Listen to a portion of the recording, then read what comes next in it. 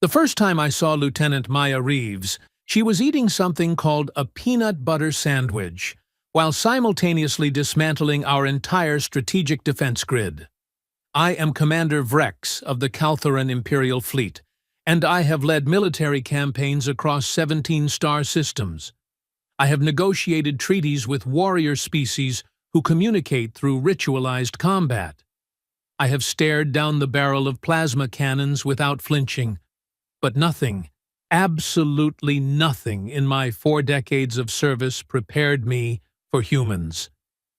Sir, the human liaison has arrived, my second-in-command, Officer Quinn, announced through the comm panel. I straightened my uniform and tried to compose myself. The Terran Federation had finally agreed to send an advisor to help integrate human tactical systems into our fleet operations. After 6 months of watching humans accidentally win battles they should have lost, our High Command decided we needed to understand their methods, or madness. Honestly, the line seemed blurry. The door slid open, and she walked in. She was shorter than I expected, maybe reaching my shoulder plates with dark hair pulled back in what I would later learn was called a ponytail. She wore a standard Terran Fleet uniform, dark blue with too many pockets.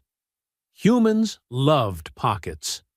I never understood why they needed so many places to store things when they had perfectly functional belt attachments. Commander Vrex? She extended her hand, that peculiar human greeting gesture. I touched my palm to hers, applying what I thought was appropriate pressure. She smiled, which showed her teeth. Among my people, showing teeth is a threat display. Among humans, it apparently meant friendliness. The cultural adjustment period was going to be challenging. Lieutenant Reeves, welcome aboard the Sovereign Dawn, I said formally. I trust your journey from the diplomatic station was comfortable? Oh, it was great. Your pilot, Kess? She's hilarious. We talked about atmospheric racing the whole way. Did you know she's never tried a barrel roll in a gravity well? Maya pulled out a small device from one of her many pockets and tapped it. I sent her some training simulations. She seemed excited. I made a mental note to speak with Kess about accepting unsolicited flight maneuvers from aliens. Last week, a human freighter captain taught 3 of my pilots something called the Crazy Ivan, and we nearly lost 2 fighters when they tried it during formation drills. Your quarters are prepared, I continued. Officer Quinn will show you to them.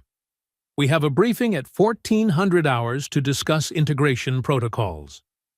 Actually, Commander, if you don't mind, I'd love to skip straight to the good stuff. She tapped her wrist device, and a holographic display materialized in the air between us. I've been reviewing your fleet's defensive architecture and, no offense, but you've got some pretty glaring vulnerabilities. I felt my dorsal ridges stiffen.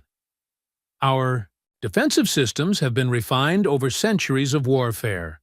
They incorporate the collective tactical wisdom of the Calthoran Empire. Right, yeah, totally. She nodded, still looking at her display. Super impressive. Very symmetrical. Love the symmetry. But see, the thing is, symmetry is predictable. And predictable is, well, it's kind of a problem when you're dealing with enemies who have half a brain and a targeting computer. Quinn's face plates flushed purple, which indicated suppressed anger. I shared his sentiment. This human had been on my ship for exactly 4 minutes and was already criticizing systems designed by our finest military engineers. Perhaps you could elaborate on these supposed vulnerabilities? I kept my voice level, professional. Sure thing. She manipulated the hologram, and suddenly I was looking at our flagship, the Sovereign Dawn, rotating slowly in 3-dimensional space. So, you've got your primary shield generators here, here, and here. Red dots appeared on the projection, all positioned equidistant from each other, creating this beautiful spherical coverage. Textbook stuff. Yes, I said, not seeing the problem. Now, watch what happens when I introduce a coordinated strike from multiple vectors. She tapped the device again, and small blue projectiles appeared, moving toward the ship. Strike 1 hits here, drawing power to reinforce that quadrant. Strike 2 hits the opposite side, forcing redistribution. And Strike 3. A third projectile slipped through a gap that had appeared in the shield matrix. "Welcome to your reactor core. Boom!" Quinn and I stared at the hologram. The entire simulation had taken maybe 8 seconds. "That's a theoretical scenario," I protested. "No enemy has that level of coordination." "Commander, last week, 3 human teenagers synchronized their attack patterns in a combat sim and took down a Vrexian dreadnought model. They were eating pizza while they did it. If kids can figure it out, your enemies definitely can." I had no idea what pizza was, but I filed it away as apparently something humans consumed while destroying warships. "What do you propose?" I asked, though part of me dreaded the answer.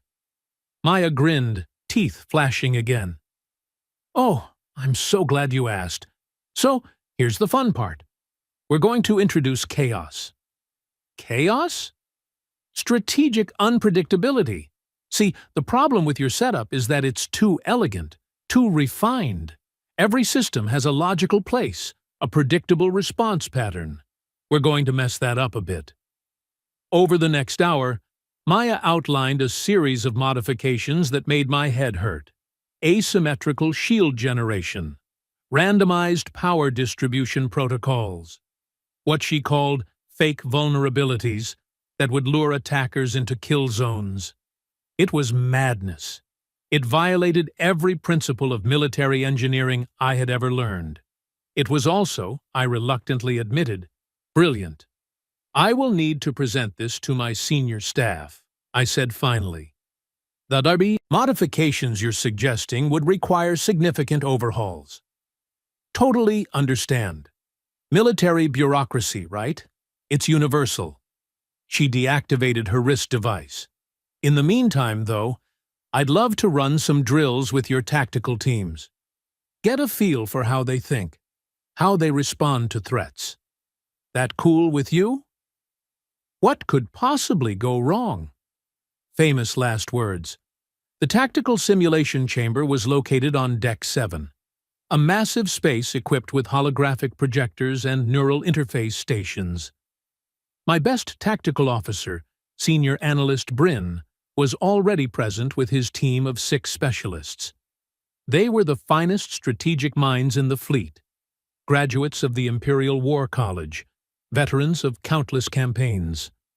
Maya walked in wearing what she called workout clothes, which consisted of loose fabric pants and a shirt that said "Earth, Third Rock from the Sun," with a picture of their home planet. "Gentlemen," she said, then paused. "Wait, are you all gentlemen? I should probably ask.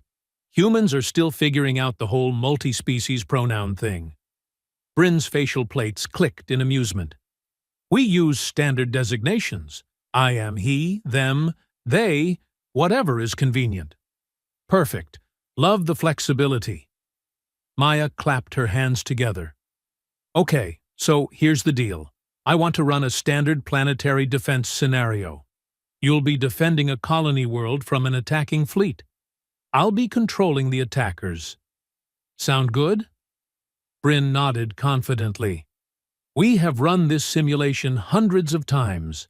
Our defensive protocols are highly efficient." "Awesome. Let's see them in action." The simulation began. The holographic display showed a terrestrial planet with 3 orbiting defense stations and a small fleet of patrol ships. Standard setup, exactly what you would expect for a frontier colony. Maya's attacking force appeared at the edge of the system. She had chosen a reasonable fleet composition, nothing overwhelming, just enough to present a challenge. The engagement began. Bryn's team performed flawlessly.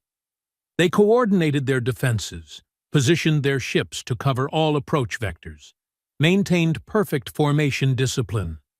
The attacking fleet took heavy losses as it advanced. Textbook defensive operation. Then Maya did something strange. She ordered her remaining ships to retreat. "Withdrawing already, Lieutenant?" Bryn allowed himself a satisfied rumble. "Humans are known for their tenacity. I expected more resistance." "Oh, we're not done," Maya said cheerfully. "Just regrouping." Her ships pulled back beyond the system's edge, out of sensor range.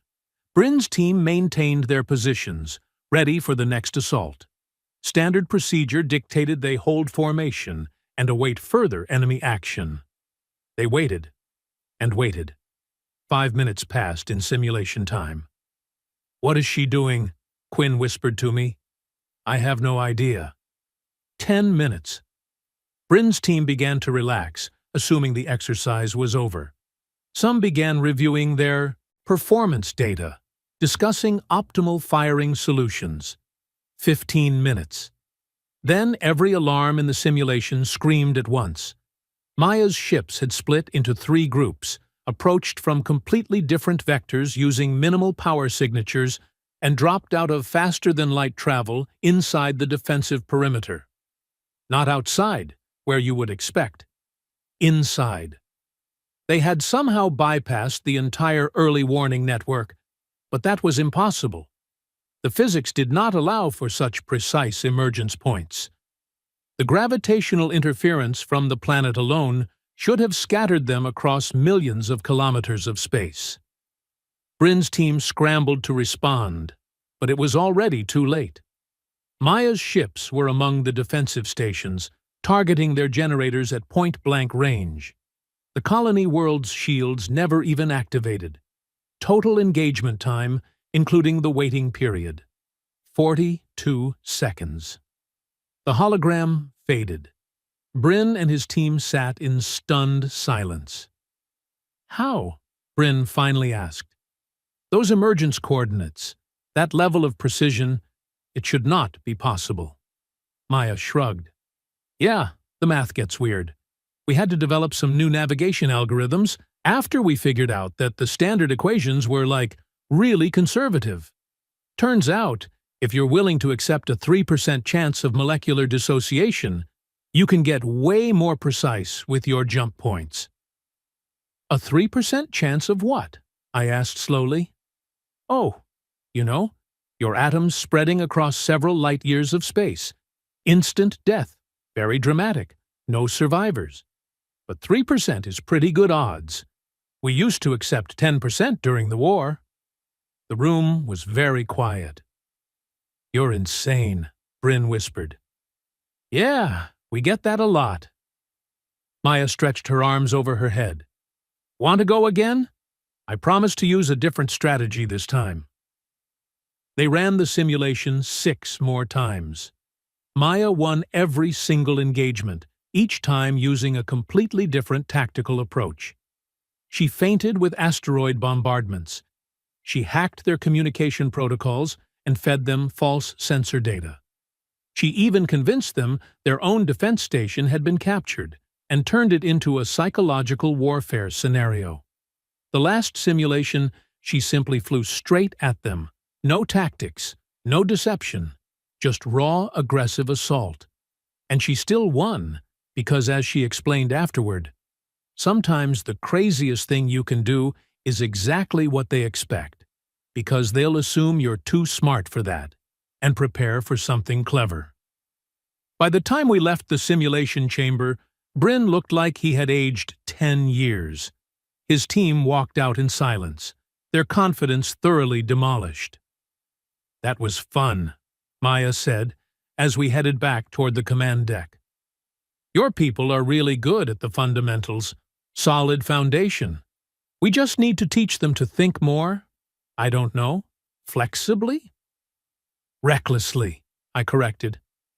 "Flexibly," she insisted. "There's a difference. Reckless is charging in without a plan. What we do is calculated risk assessment with a higher tolerance for potential failure."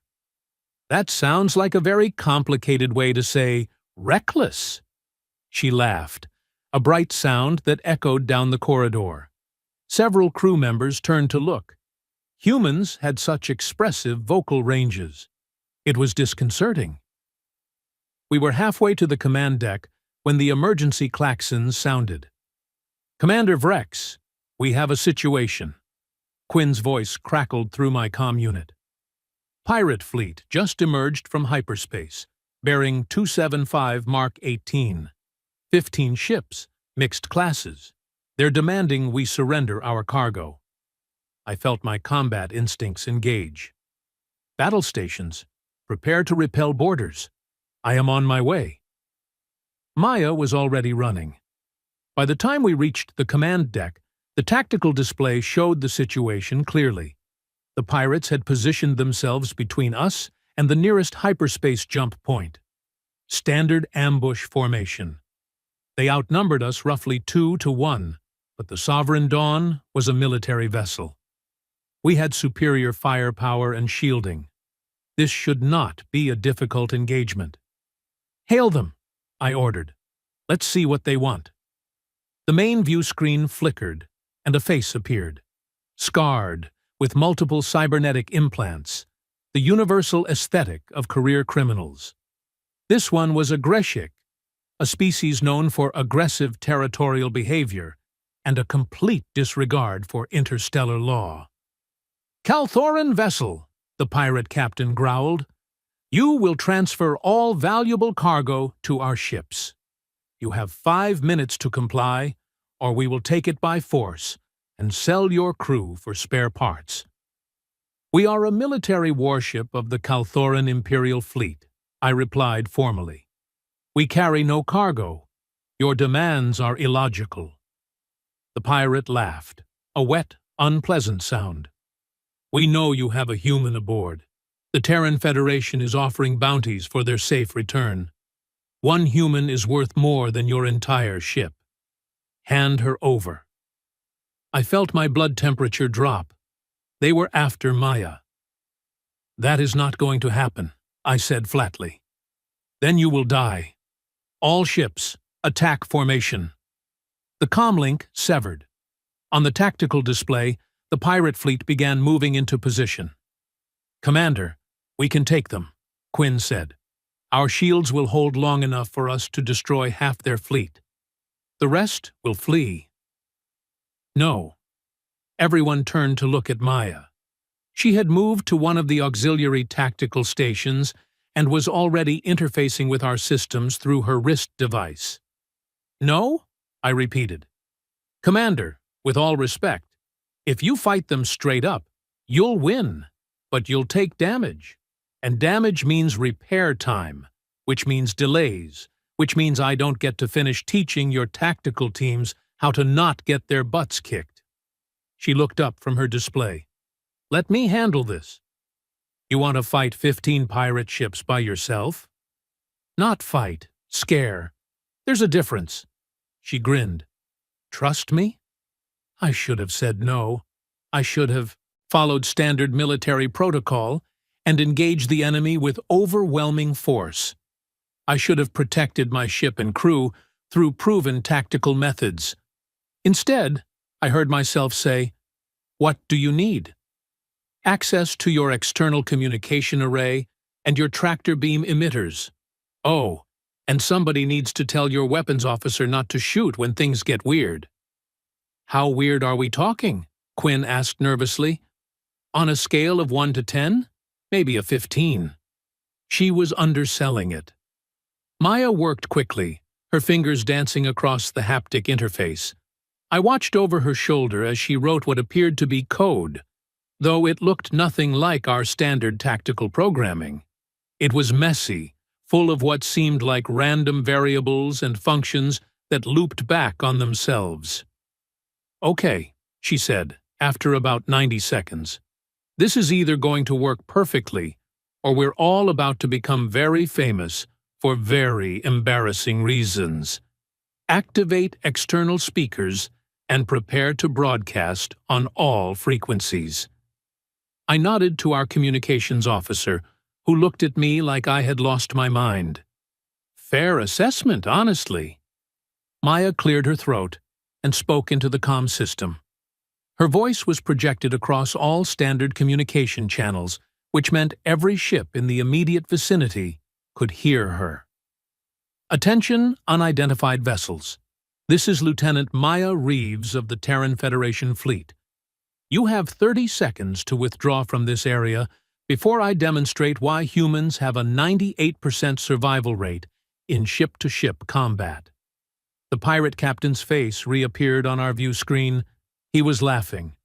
"One human?" he sneered. "You think one human can stop my entire fleet? We have killed humans before. You die just like everyone else."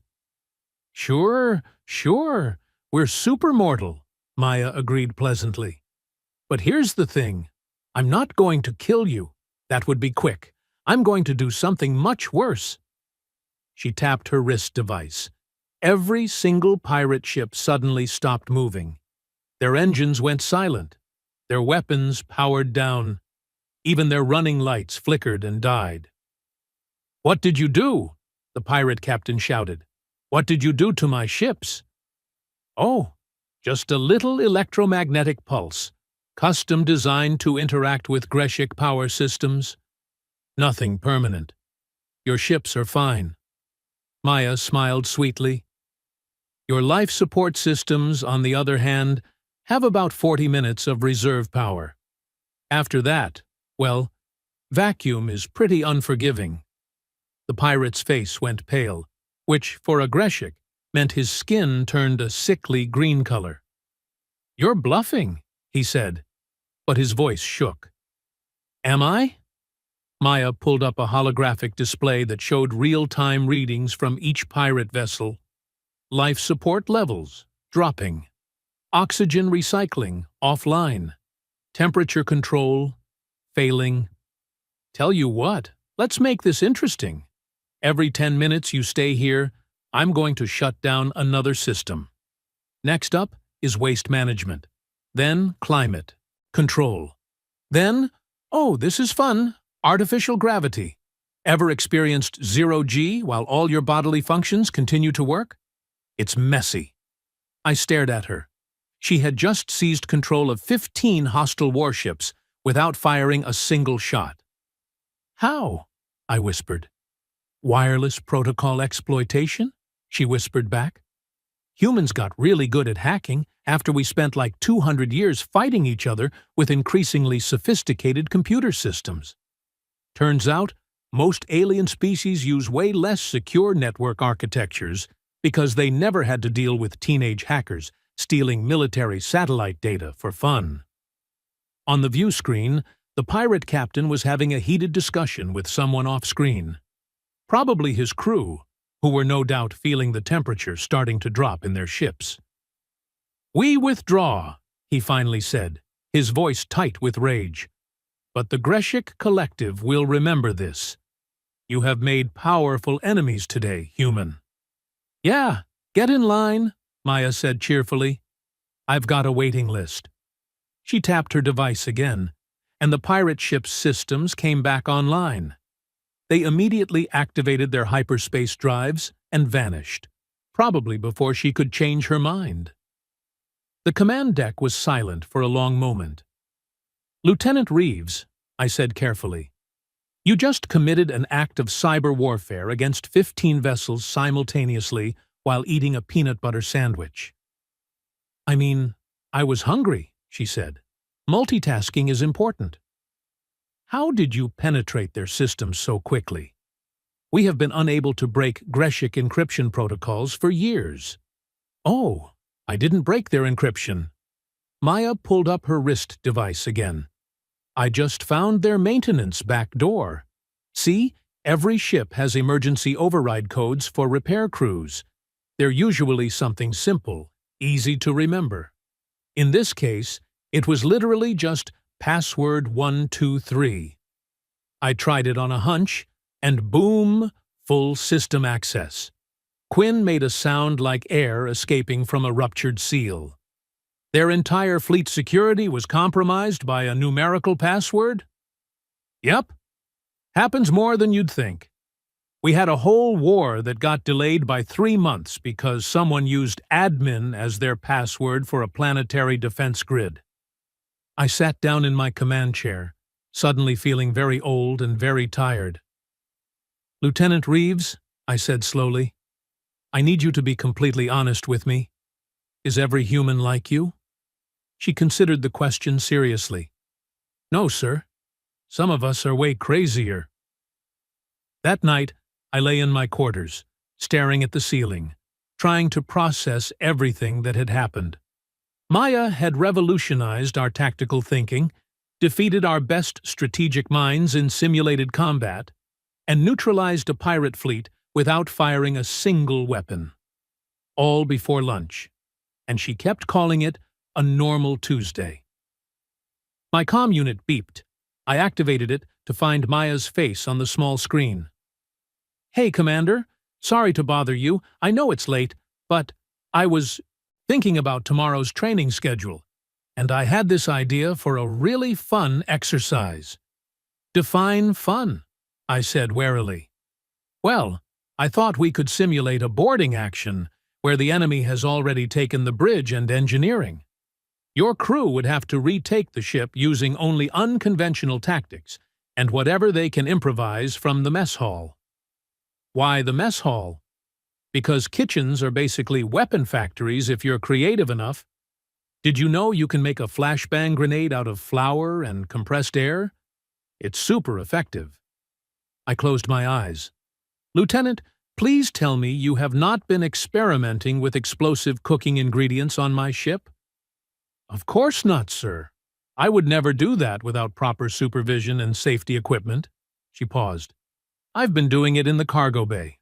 Way more space." "Maya! Kidding. Totally kidding. Probably. Anyway, think about the training exercise. It'll be educational." The comm link closed before I could respond.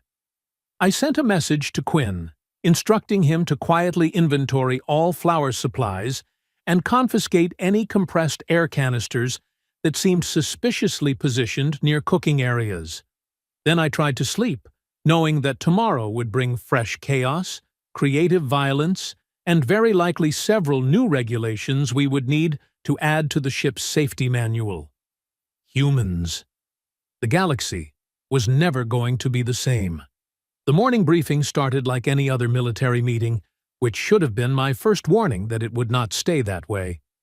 Maya walked in carrying a small metallic sphere about the size of her fist, which immediately made every officer in the room tense. After yesterday's pirate incident, we had all developed a healthy paranoia about anything the human brought into enclosed spaces. "Relax, guys. It's just my breakfast," she said, noticing our collective anxiety.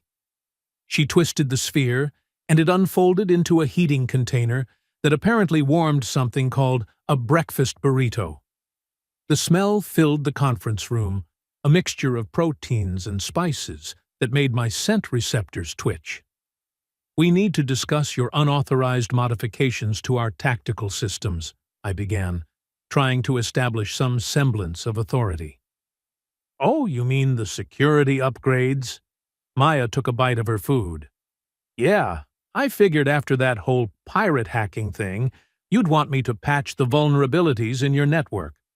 I found like 47 backdoors in your system architecture. Most of them were manufacturer defaults that nobody ever changed." Senior engineer Tallis, who had been responsible for our cybersecurity for 8 years, made a noise like a deflating balloon. 47? He croaked. "Give or take.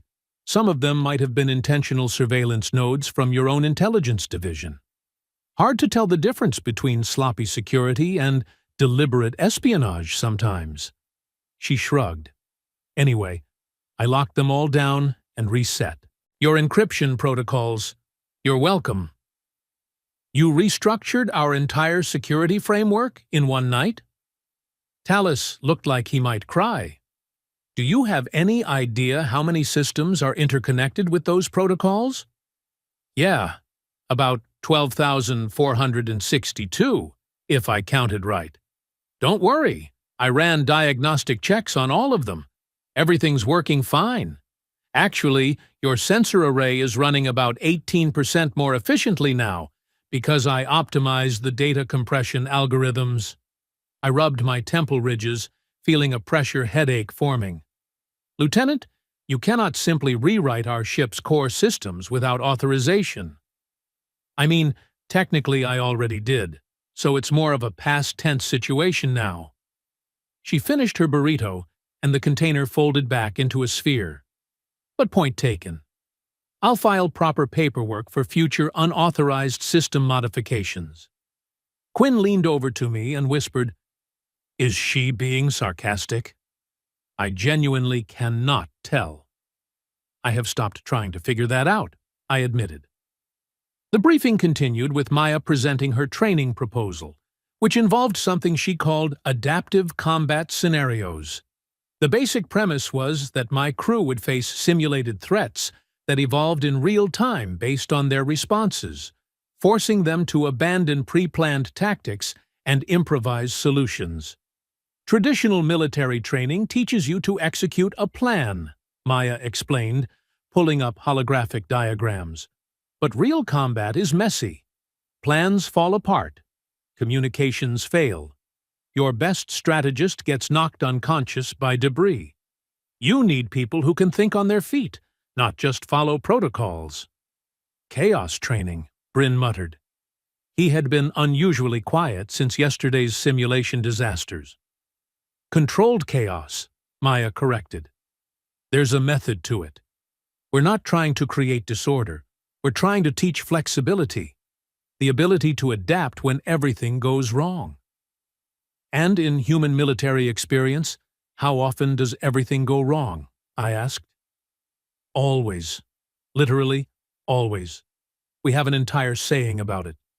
No plan survives contact with the enemy. Some dead guy said it a few hundred years ago, and it's still true. She looked around the table. Look, I get it. Your military tradition emphasizes discipline, structure, perfect execution. That's great for parade grounds and peacetime operations. But in actual combat? The side that adapts faster wins. Talus raised his hand hesitantly. Lieutenant, I have studied human military history. Your species has a remarkable record of snatching victory from seemingly hopeless situations. But you also have an equally remarkable record of getting into those hopeless situations in the first place. Maya laughed. Fair point. Yeah, we do have a bad habit of biting off more than we can chew. But we've gotten pretty good at the chewing part. She activated a new hologram, this one showing historical data from human conflicts. Battle after battle where smaller forces defeated larger ones, where technical disadvantages were overcome through creative tactics, where certain defeat transformed into unlikely triumph.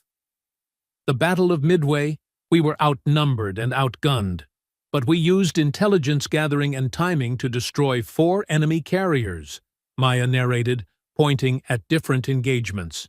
The Winter War, tiny nation holds off massive invasion through guerrilla tactics and environmental exploitation. Operation Nimrod, hostage rescue that required precision, speed, and about 17 things going exactly right in sequence.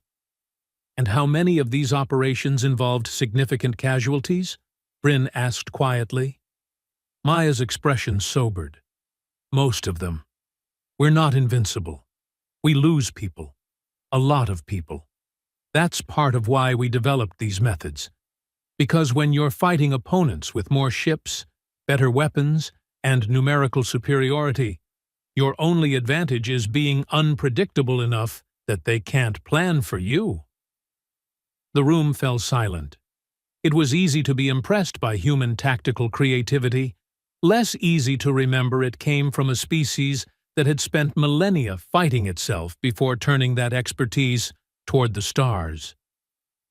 Your training proposal is approved, I said finally. But we will implement it gradually. Start with volunteer units, assess the results, then expand if it proves effective. Works for me. Maya deactivated the hologram. I'll need access to the auxiliary training decks, and probably someone who knows where you keep the emergency medical supplies. Just in case. Just in case of what? Quinn asked nervously. Oh, you know, sprains, minor concussions, the occasional dislocated joint, nothing serious. Humans call it learning the hard way. This was going to be a very long assignment. The training sessions began 3 days later with a volunteer unit of 30 crew members, all experienced combat veterans who thought they had seen everything. Maya divided them into 6 squads and explained the first exercise. Okay, so here's the scenario. Your ship has been boarded by hostile forces. Main power is offline. Communications are jammed. You have no weapons except what you can scavenge from your immediate environment. Your objective is to reach the armory on Deck 5 and secure weapons before the enemy does. What enemy? Asked Squad Leader Vorn, a decorated soldier who had fought in the Outer Rim campaigns. Maya smiled. Me. She was wearing what looked like a standard training vest covered in sensor nodes. On her wrist, her ever-present device glowed with active displays. You are one person, Vorn said slowly. We are 30. Yep. Math checks out. You've got numbers on your side. I've got experience fighting dirty and a really good understanding of this ship's layout. She tapped her wrist device. I've also got control of the training deck's environmental systems, but I promise to use them responsibly. Mostly. The lights will flicker occasionally. Think of it as atmospheric. The squad leaders exchanged glances. They were clearly trying to determine if this was a joke. Lieutenant Reeves, I said, through the comm system from the observation deck where Quinn and I were monitoring. Please clarify the victory conditions. All right. If any squad reaches the armory and secures it, they win. If I tag out all 30 participants with these sensor markers, I win. Time limit is 45 minutes. She checked her device. Starting in 3, 2, 1, go. The lights went out. When emergency lighting kicked in 10 seconds later, Maya had vanished. Vorn immediately organized his people, using hand signals to communicate since the comm jamming was apparently real. The squads moved in coordinated formation, covering angles, checking corners, exactly as their training dictated. The first squad made it approximately 40 meters before the deck plating beneath them suddenly tilted 15 degrees. They stumbled, broke formation, and Maya dropped from an overhead maintenance hatch, tagged 4 of them with sensor strikes, and disappeared back into the ductwork before they could react. Did she just use the artificial gravity controls offensively? Quinn asked in disbelief. Apparently so, I said, watching the chaos unfold. The second squad tried a different approach, splitting into pairs and taking separate routes. Smart, tactical thinking. Maya countered by venting steam from the environmental pipes, creating a fog that turned the corridors into a maze. She picked off isolated pairs, one by one, appearing from the mist like some kind of predatory ghost. Squad 3 decided to abandon stealth entirely and sprint for the armory. They almost made it. Then Maya triggered the fire suppression system, coating the floor in slippery foam. Half the squad went down in a tangle of limbs. She tagged them while they were trying to stand up. By the 20-minute mark, 18 of the 30 volunteers had been eliminated. The remaining 12 had grouped together, figuring safety in numbers. They moved as a tight unit, weapons ready, eyes scanning every possible attack vector. Maya hit them with the sprinkler system, darkness, and an audio recording of weapons fire from multiple directions simultaneously. In the confusion, she tagged 6 more before they realized the weapons fire was fake. The final 6, led by Vorn, finally adapted. They stopped moving predictably. They started using the environment against her, creating noise distractions, setting up false trails. When Maya appeared to strike, they were ready, and for the first time, they nearly caught her. Nearly. She used a magnetic grapple to swing up to the ceiling, landed on a crossbeam, and dropped a training smoke grenade that she had apparently been carrying the whole time. Where she was carrying it, I had no idea. Those pockets again, probably. In the smoke, she tagged the last 6 participants and reached the armory door with 11 minutes to spare. When the lights came back up, all 30 volunteers were sitting on the floor, looking exhausted and bewildered. Maya was barely breathing hard. "So, notes for next time," she said cheerfully. "You guys did great with the fundamentals. Formation discipline, corner clearing, tactical communication. All textbook. But you were predictable. Every decision followed logical military doctrine, which meant I always knew where you would go and what you would do." "You had complete control of the environment," Vorn protested. "That is not a fair fight." "Nope, it's not. Welcome to asymmetric warfare. Your enemies will use every advantage they have. Hacking, environmental manipulation, psychological tactics. If you only know how to fight fair fights, you'll lose to anyone willing to cheat." She walked over and offered him a hand up. "But you guys adapted toward the end. That last trap you set up almost got me. Do more of that." Over the next 2 weeks, Maya ran variations of the exercise. She taught them to use maintenance tools as weapons, to navigate by sound when sensors failed, to create improvised explosives from cleaning supplies. She showed them how to hack doors using power conduits, how to communicate through wall vibrations when comms were down, how to turn a standard medical kit into a tactical advantage. More importantly, she taught them to think like her. To look at every situation and ask not, "What does protocol dictate?" but, "What would make my enemy's life most difficult right now?" The transformation was remarkable. By week 3, squads were coming up with solutions that horrified me from a safety standpoint, but impressed me from a tactical one. They started winning scenarios. Not every time, but enough to show they were learning. Then came the incident with Cargo Bay 7. I received an emergency notification that the bay's interior pressure had dropped to dangerous levels. We had cargo in there, valuable equipment being transported to a frontier outpost. A pressure failure could damage everything. I rushed to the scene with Quinn and a damage control team, only to find Maya and squad leader Vorn standing outside the bay doors, looking extremely guilty. "What happened?" I demanded. "Okay, so, funny story," Maya began, which, in my experience, meant the story would not be funny at all. "We were practicing pressure suit operations, right? And Vorn suggested we try a boarding scenario where the defenders deliberately vent atmosphere to disable attackers who are not suited up. That is actually a legitimate defensive tactic," Vorn added quickly. "Used successfully during the Keltor station siege." "Right, totally legitimate," Maya continued. "So we were going to simulate it using just the safety protocols, but then I might have accidentally triggered the actual emergency vent system."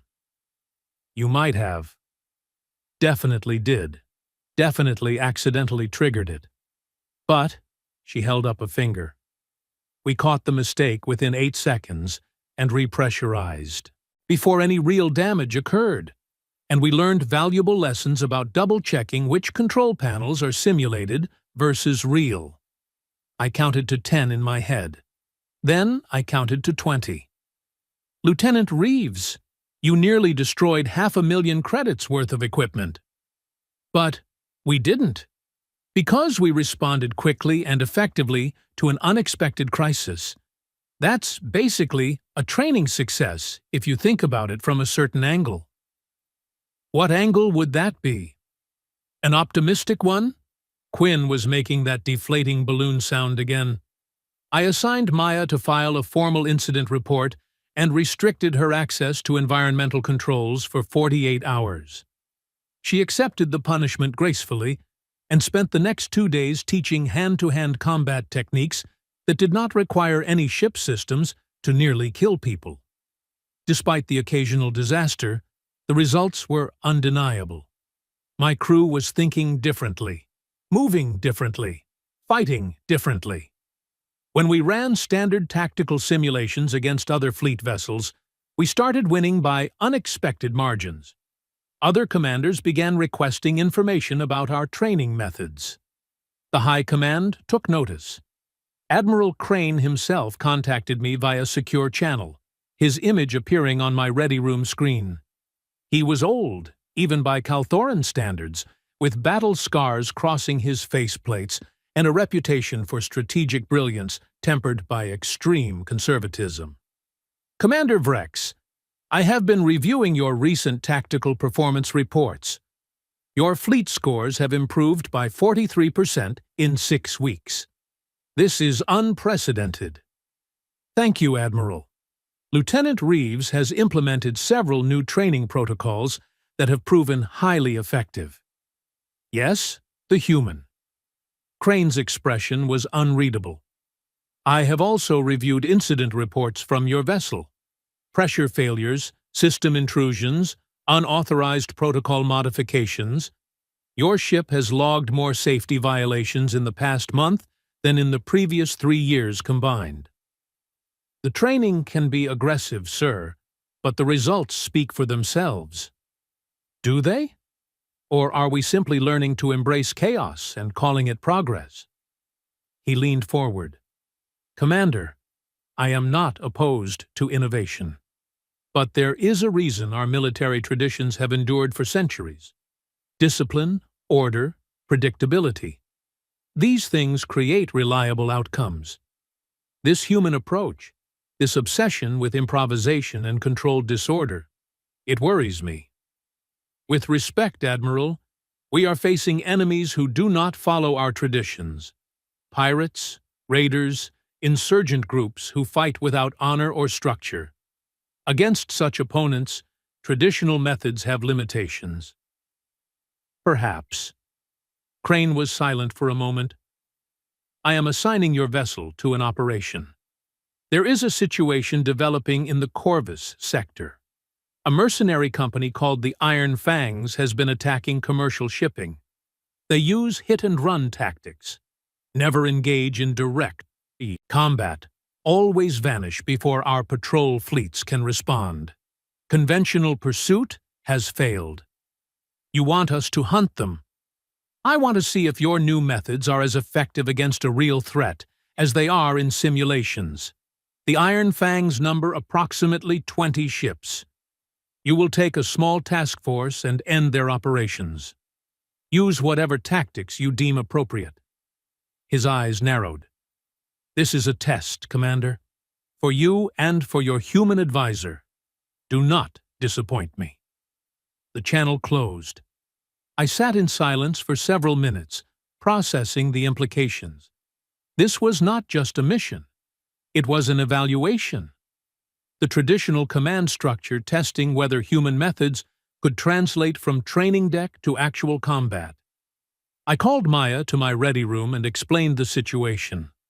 She listened without interrupting, her expression growing more focused as I detailed what we knew about the Iron Fangs. Their patterns, their tactics, their leadership structure. So they are smart, she said when I finished. Hit and run. Never commit to sustained engagement. Always have an exit strategy. That is not mindless piracy. That is organized military action. Precisely. Which is why conventional patrols have failed. By the time we respond to an attack, they are gone. We need to predict their next target and be waiting. Or we make them think they have found a target too good to pass up. Maya pulled up her wrist device and started sketching tactical diagrams. What if we dangle bait? A cargo hauler, apparently vulnerable, actually a trap. They would see through that. Mercenaries are paranoid by profession. Not if the trap is subtle enough. Not if we make them work for the information. She looked up at me, and I recognized that expression now. It was the look she got when she was about to suggest something brilliant and terrifying. What if we leak intelligence suggesting that a high-value transport is moving through the sector? Not obvious, not a broadcast, but buried in encrypted communications that look like they are not supposed to be intercepted? You want to let them hack our communications. I want them to think they have hacked our communications. We feed them false data through a back door that they discover themselves. People always trust information. They steal more than information they are given. The elegance of it was disturbing. And when they attack the transport? We're already there, hidden, waiting. They commit to the assault, thinking they have the advantage, and we spring the real trap. She manipulated the hologram, showing ship positions. We'll need to hide our signatures, probably use low-power mode and drift like debris. Uncomfortable, but doable. When they are fully engaged with the transport, we light up and hit them from multiple angles. They will run. Let them. We don't need to destroy all 20 ships. We just need to hurt them badly enough that continuing operations becomes unprofitable. Mercenaries are practical. They won't stick around if the math stops working in their favor. We spent the next 6 hours refining the plan. Maya suggested modifications that made my strategic training scream in protest, using civilian vessels as active participants in military operations, hiding warships inside fake debris fields, creating false sensor echoes to make our task force appear larger than it actually was. This entire plan violates at least a dozen operational protocols, I said as we finalized the details. Yep, it's great, right? Maya grinned. Your admiral wanted to see if human methods work in real combat. Let's show him. We assembled a task force of 4 ships, including the Sovereign Dawn, plus a modified civilian transport volunteered by a cargo company that had lost 3 vessels to the Iron Fangs. The captain, a grizzled trader named Helix, jumped at the chance for revenge. Just promise me we actually get to shoot back this time, he said when we briefed him. I'm tired of running. You'll get your chance, Maya assured him. Just follow the script and don't break character until we give the signal. We set the trap in a shipping corridor the Iron Fangs had hit twice before. The transport, apparently alone and struggling with engine problems, broadcast distress signals that any competent pirate would investigate. Meanwhile, my task force positioned ourselves in a nearby debris field, powered down to minimal signatures, effectively invisible. Then we waited. Waiting is the worst part of military operations. The anticipation, the uncertainty, the constant second-guessing of every strategic decision. Maya seemed unaffected, spending the time teaching a card game called poker to my bridge crew. Within an hour, she had won approximately 3 weeks' worth of their pay. I suspected she was cheating, but could not prove it. You seem very calm for someone whose plan is about to be tested in actual combat, I observed. Panicking doesn't help, she said, shuffling the cards with practiced ease. Either the plan works, or it doesn't. Worrying about it changes nothing. That seems like a very detached perspective. It's called compartmentalization. Humans are really good at it. We have to be. Otherwise, we'd never stop thinking about all the things that could go wrong. She dealt another hand. Besides, I've done this before. Different enemies, different circumstances, but the same basic concept. Asymmetric warfare is pretty consistent once you understand the principles. Have you ever been wrong? Has a plan ever failed? She looked up at me, and for a moment, I saw something in her expression. A weight, a shadow. Yeah, she said quietly. Lost 12 people on Proxima Station. We thought we had the enemy's movements predicted, set up an ambush, but they changed tactics at the last second. Wrong place, wrong time, wrong assumptions. She set down the cards. That's why I'm so paranoid about contingency plans now. Always have a backup. Always. Assume something will go wrong. Before I could respond, our sensor officer interrupted. Commander, we have contacts. Multiple ships emerging from hyperspace, bearing directly for the transport. How many? I asked, moving to the tactical display. 17. Looks like the Iron Fangs brought almost their entire fleet. Maya whistled. Okay, that's actually a compliment. They really wanted this target. Or they suspected a trap and came prepared to fight, Quinn said nervously. If they suspected a trap, they wouldn't have brought this many ships. They'd have sent scouts first. Maya pulled up the sensor data on her wrist device. No, they're confident. Look at their formation. That's an assault pattern, not a cautious approach. She was right. The Iron Fangs moved in aggressively, weapons charging, focusing entirely on the transport. They were broadcasting demands for surrender, threatening destruction if not complied with. Standard pirate intimidation. Captain Helix played his role perfectly, responding with panicked transmissions, pleading for mercy, buying us time as the mercenaries closed the distance. They're launching boarding craft, our sensor officer reported. Wait for it, Maya said, watching the tactical display intently. The boarding craft crossed half the distance to the transport. The Iron Fang's main fleet had moved into optimal firing positions, completely committed to the assault. Now, Maya said, all ships, active power, weapons free, engage, I ordered. The Sovereign Dawn roared to life. Our shields snapped online, weapons charged, engines burning as we erupted from the debris field. The 3 other warships in our task force did the same, and suddenly the Iron Fangs found themselves caught between the transport, which had just activated military-grade shields, and 4 fully armed Calthoran warships appearing from nowhere. The pirate communications channels exploded with confused shouting. Their formations broke as ships tried to turn, to run, to figure out what had just happened. We did not give them time to adapt. My weapons officer, trained by Maya's chaotic methods, did not follow standard targeting protocols.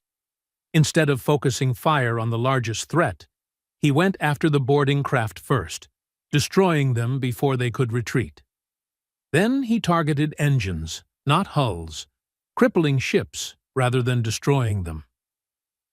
Why are we not going for kill shots? Quinn asked.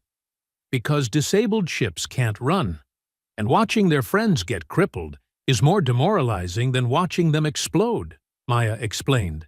Psychology matters. We want them to feel hunted. The Iron Fangs tried to fight back, but they were positioned for assault, not defense. Their heavy hitters were facing the wrong direction. Their screening ships were out of position, and their command structure had clearly not prepared for this scenario. We cut through them like they were training targets. 6 ships disabled in the first 3 minutes. 4 more fled immediately, abandoning their companions. The remaining 7 tried to form a defensive perimeter, but Maya had anticipated that too. Transport Helix, execute Maneuver 7, she called over the comm.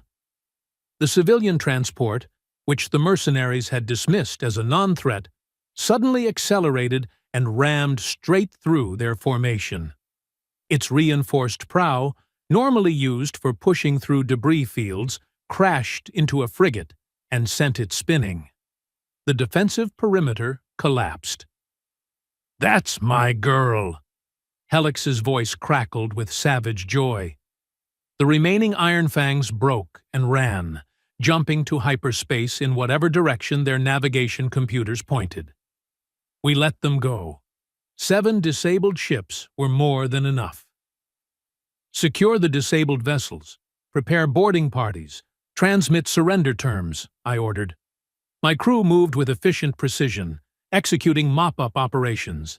Maya leaned back in her chair, looking satisfied. Not bad. We should do this more often. Please don't make a habit of turning military engagements into recreational activities, I said, but I could not keep the relief from my voice. The plan had worked. No casualties on our side, decisive victory, mission accomplished. The Iron Fang's captured crews were surprisingly cooperative once they realized they were dealing with a Kalthoran commander who had a human advisor. Apparently, rumors about human tactical unpredictability had spread through the mercenary networks. They surrendered without resistance, probably figuring capture was safer than whatever creative nightmare Maya might devise for non-compliant prisoners. We transferred them to a detention facility and sent a full report to Admiral Crane. His response came 12 hours later. I expected commendation, perhaps acknowledgement of the successful operation. Instead, I got 2 words: report immediately. I arrived at Fleet Command headquarters alone. Maya had offered to come, but I suspected the Admiral wanted to speak with me privately.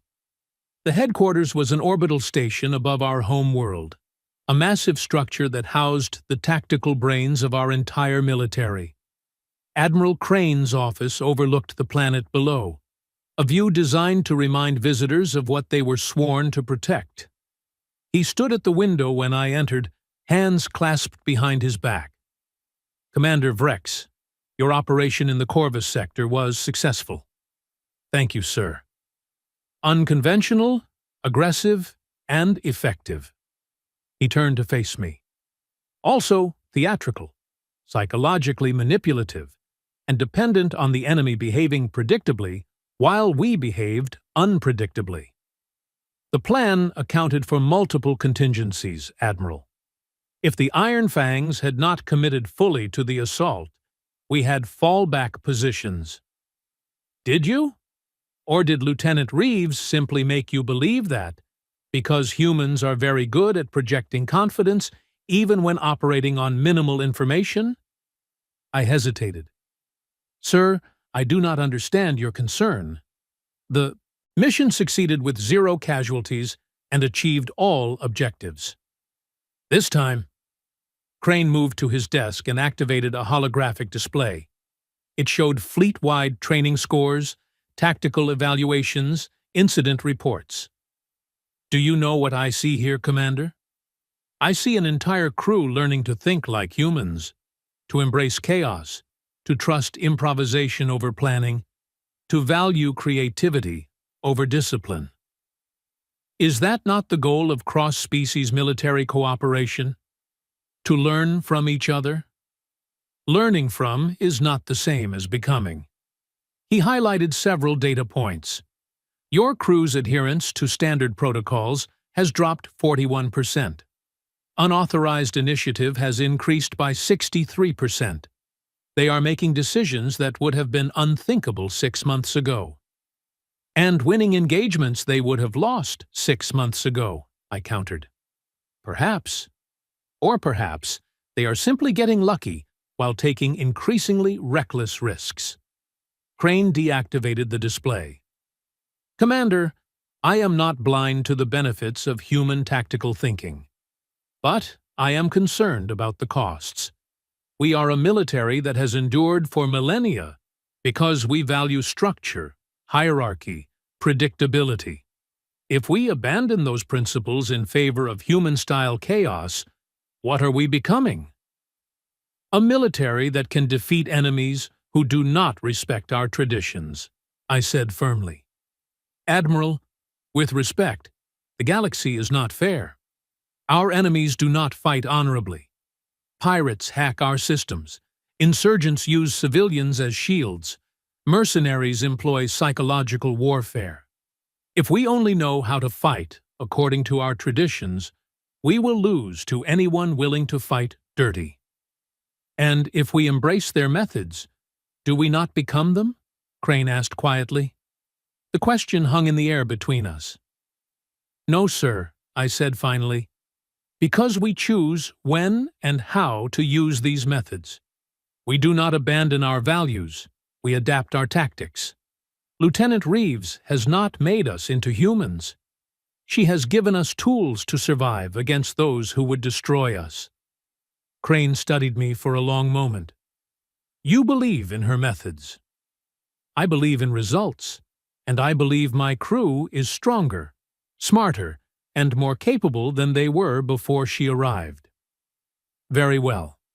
He pulled up a new set of orders on his desk display. You are being assigned to the frontier sectors. Extended patrol, autonomous operations, minimal support. You will be the vanguard for implementing these human training methods across the fleet. Succeed, and we expand the program. Fail, and we return to traditional protocols. Understood, sir. And, Commander? Keep that human of yours on a short leash. She has remarkable talent, but she also has a remarkable ability to create problems where none existed before. I thought about the cargo bay incident, the flower experiments, the time she convinced 3 engineers that they could improve engine efficiency by introducing what she called controlled vibration harmonics, which actually just made everything shake violently. I will do my best, Admiral. He smiled, a rare expression. That is all any of us can do.